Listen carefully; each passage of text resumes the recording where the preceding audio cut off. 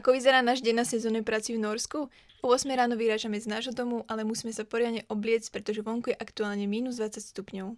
Takto nejak vyzerá naša každodenná cesta do hotela, celkom pekná zasnežená krajinka. Cesta nám trvá približne 10 minút a hneď ako prídeme do hotela, ideme sa zložiť do nášho gymu/skladu, kde si ešte chvíľku posedíme. Potom si vyberieme tento skvelý vozík a otvoríme všetky špinavé izby.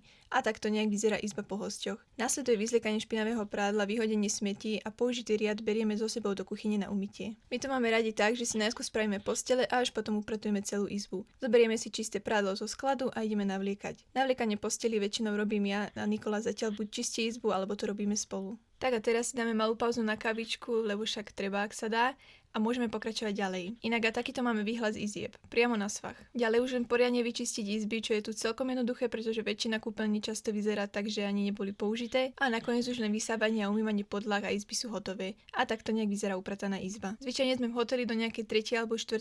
podľa toho, ako sa nám chce. Takto nejak teda vyzerá náš pracovný deň v Norsku. Celkom pohodka, čo myslíte?